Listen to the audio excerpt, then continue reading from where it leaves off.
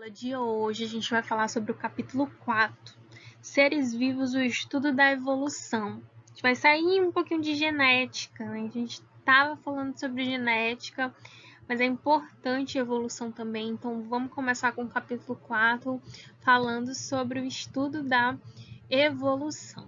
Vamos lá.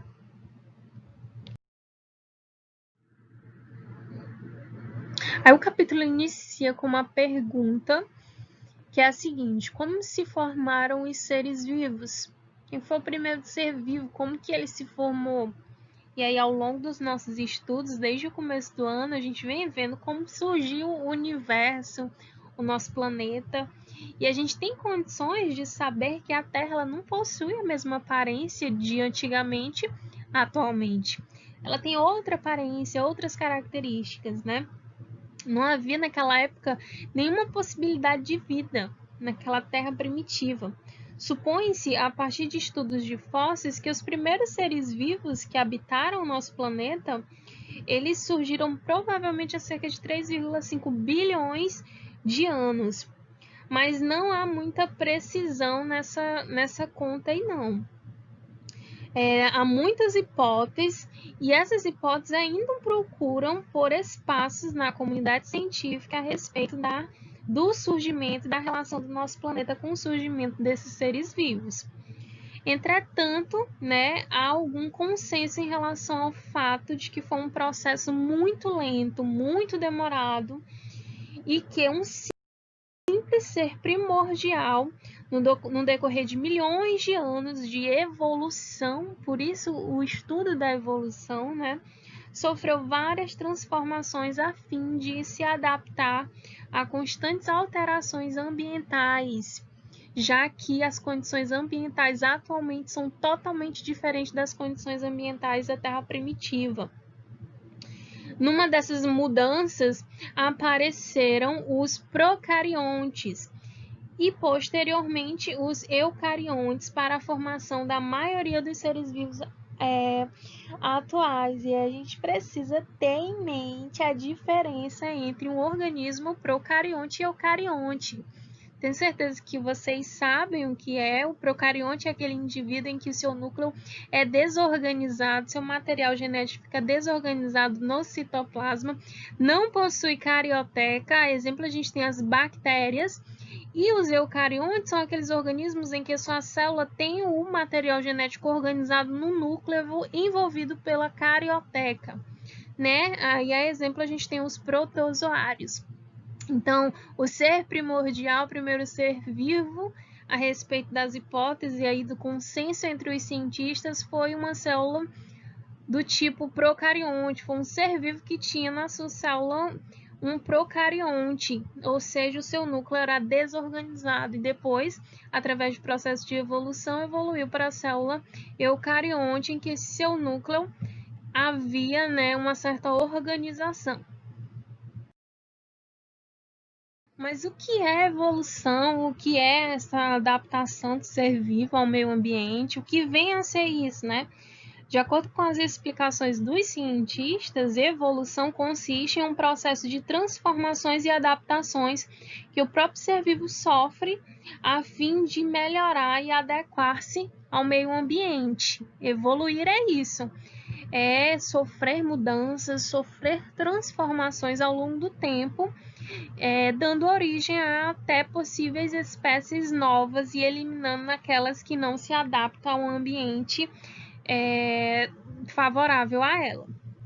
Já o processo de adaptação, ele consiste, né, corresponde à adequação que o ser vivo apresenta em relação ao meio ambiente. Os cientistas, eles acreditam que o indivíduo que ele é portador de determinada característica, ele é uma determinada característica adaptativa, ele possui mais chance de sobreviver em relação a outro organismo que não tem essa adaptação. Aí sempre quando eu estou falando desse tipo de adaptação, eu volto à história lá do camundongo. existia um camundongo que tinha um dente mais avantajado em relação a outros camundongos da sua comunidade que não tinha esse dente mais avantajado. E esse camundongo ele conseguiu se sobressair em relação aos outros da sua espécie. Por quê? Porque esse dente avantajado fazia com que ele conseguisse alimentos de forma mais fácil, facilitava a obtenção de alimento dele. E aí ele conseguia sobreviver, conseguia se reproduzir, e aí os seus descendentes tinham essa característica de ter esse dente mais avantajado. Acabou que com o passar dos anos, essa comunidade tinha como característica esse dente mais avantajado, pois essa capacidade dele, dessa espécie, fazia com que ele sobrevivesse com mais facilidade. Então, ocorreu uma espécie de evolução a partir de um processo de adaptação ao meio em que ele vive. E aí, o próprio livro de vocês traz um pequeno resumo a respeito da diferenciação entre células procariontes e eucariontes, onde afirma, né, essa presença da carioteca e a não presença dela na divisão e classificação dessas células de acordo com seu material genético. E aí eu não vou ficar muito nisso porque a gente já sabe, então eu não vou repetir muito, só vou dar uma pincelada. Procariontes são células cujo material genético está disperso, desorganizado, não tem um núcleo organizado. E as eucariontes são células que apresentam um núcleo envolvido por uma carioteca, que é um envoltório nuclear. Para entender, então, a evolução, a gente precisa conhecer os cientistas dessa evolução, começando pelo Jean-Baptiste Pierre Antoine de Monnet, o famoso Cavaleiro de Lamarck, mais conhecido como Lamarck, né? Ele é de 1809, ele deu início às ideias do evolucionismo. O Lamarck ele formulou uma teoria para explicar como as espécies se modificavam ao longo do tempo. Ele apresentou essas duas teorias baseadas em duas leis, que é a lei do uso e desuso e a lei da herança dos caracteres adquiridos, que a gente vai ver agora. A primeira lei, que é a lei do uso e do desuso, os organismos vivos seriam capazes de desenvolver certos órgãos de acordo com as suas necessidades. Essa necessidade vai através do uso e do desuso desse órgão. Se analisarmos, por exemplo, o tecido muscular, de fato isso ocorre, isso acontece. O uso intenso do tecido causa uma certa hipertrofia e o desuso prolongado provoca uma certa atrofia desse músculo. Ele fica atrofiado e às vezes nem funciona.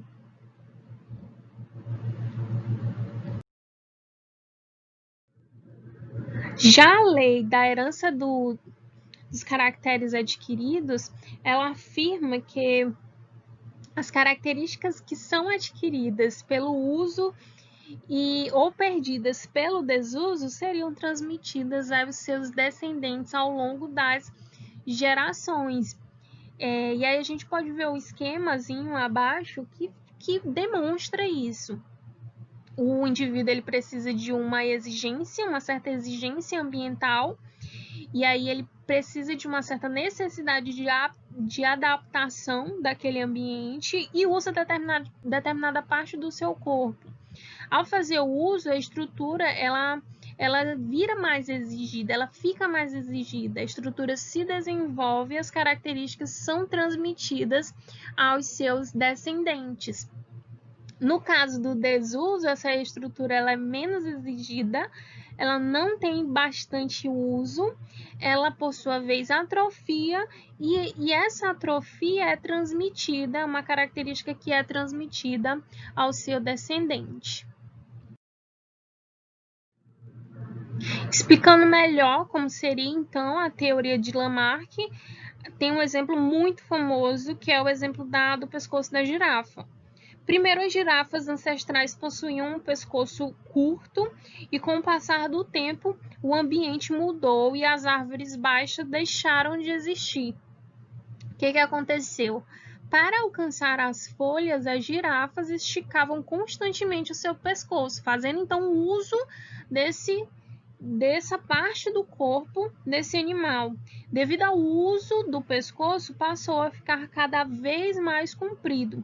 E essa característica foi passada para os seus descendentes, que nasciam com o pescoço comprido. Com o passar das gerações, surgiam as girafas atuais com o pescoço bem alongado. Essa é a teoria de Lamarck. Mas o que tem de errado na teoria de Lamarck? Quais foram os erros desse cientista? Hoje sabemos que somente modificações a nível de gametas são transmitidas aos seus descendentes, apenas informações contidas no material genético, não mutações e transformações obtidas através do ambiente, então obtidas através da interação com o meio ambiente. Essas não são passadas. As modificações citadas por Lamarck em sua teoria ocorrem em células somáticas, né? E dessa maneira, características adquiridas ou perdidas durante a vida de um organismo não são transmitidas aos seus descendentes. E tem até um exemplo bem dinâmico e bem engraçadinho a respeito dos erros de Lamarck. A mãe e o pai bem malhados, na teoria o filho teria que nascer com essa característica, né? Com uma característica mais de ganho de músculo, de força corporal. O outro cientista evolucionista foi o Charles Darwin, que nasceu em 1809 na Inglaterra, publicou em 1959 o livro A Origem das Espécies, que contém sua teoria sobre a evolução, que é denominada de seleção natural.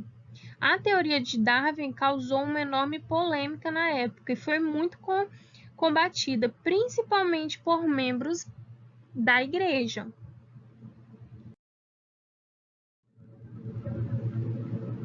Para Darwin conseguir elaborar a sua teoria da evolução, ele fez viagens pelo mundo. Darwin partiu da Inglaterra a bordo do navio inglês Beagle e viajou durante 5 anos. Durante a viagem, realizou escavações, coletas, anotações e analisou a diversidade da flora e da fauna de cada local que visitou. As suas observações levaram a elaborar a teoria evolucionista, que ocorreram durante sua viagem ao redor do mundo. A teoria da seleção natural, então, proposta por Charles Darwin, tinha as seguintes características. Entre os indivíduos de uma mesma espécie, existem diferenças. O meio ambiente está em contínua mudança. Os recursos do meio são escassos e os indivíduos competem entre si. O meio ambiente exerce uma pressão que exclui aqueles indivíduos menos adaptados e mantém os mais aptos a sobreviverem.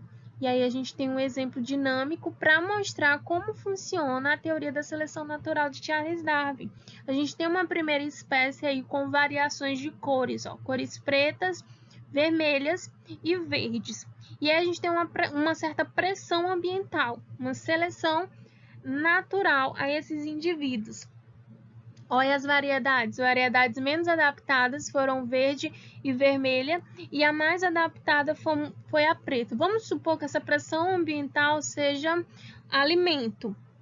Os indivíduos pretos conseguiam se alimentar com mais facilidade em relação aos indivíduos verdes e vermelhos.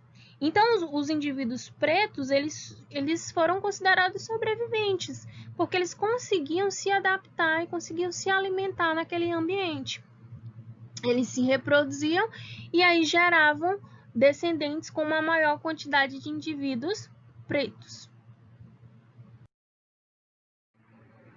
E a atividade da semana vai ser no livro, página 81, 82 e 83. Vocês vão responder e me mandar a fotinha. O prazo de entrega é até segunda-feira da próxima semana, tá bom? Eu peço que me mandem de manhã, no horário da nossa aula, porque tem alunos me mandando de noite, tem alunos me mandando no horário que eu não posso responder. Então, procurem mandar no horário da nossa aula, segunda e terça pela manhã, porque eu respondo vocês na mesma horinha, tá bom? Combinado? Tchau!